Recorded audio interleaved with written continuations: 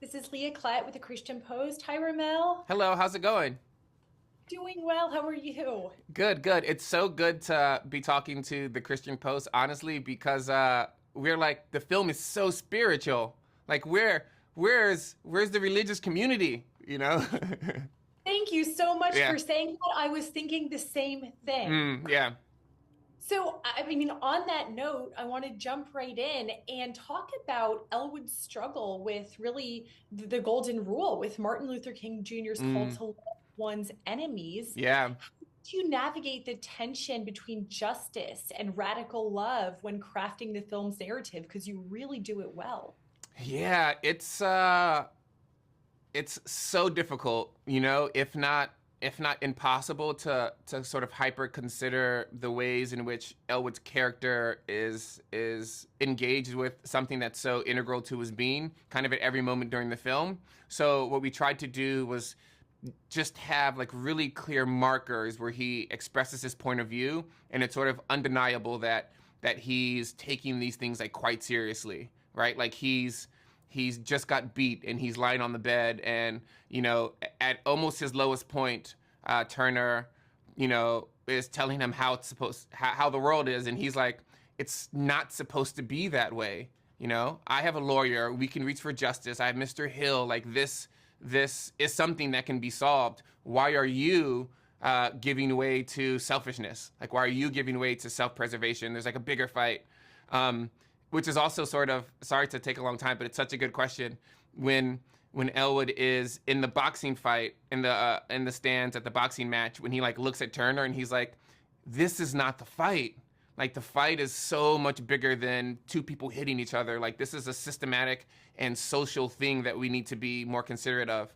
And I think that's MLK's awareness of the big picture, which is the moral urgency.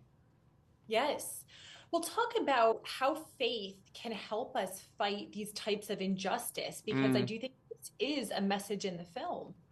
Yeah, it's interesting because faith is something, of course, that it exists because you don't need evidence for faith. By faith itself, it's something that is you believe or you don't believe, and it's Elwood's engine. It's kind of what he always falls back to, and he questions it.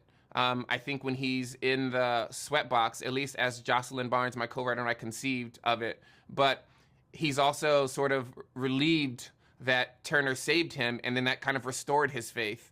And I really love uh, that Hattie and like the love of her and his sort of, he didn't have parents, but he had a grandparent that gave him enough love to open him up to the MLK's belief, which kind of, to me, underpins faith with love.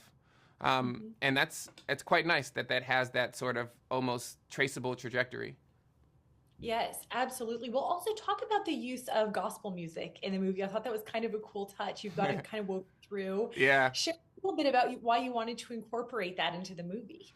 I, Christianity is integral to not only the culture and Black culture at large, but also the survival of Black people at large. That faith, while sometimes complicated, and Christianity, of course, is complicated because it's often used sometimes to subjugate or in some moments, but then also is a way to survive subjugation. You find that music and the messages and ideology that is built into religion can become something that's visceral and can become something that's sonic and enter the body in a way that sort of one-to-one preaching or reading a text sometimes is unable to penetrate. And Hattie, of course, given the troubles that she's had and her family's had in her life, is an avid listener.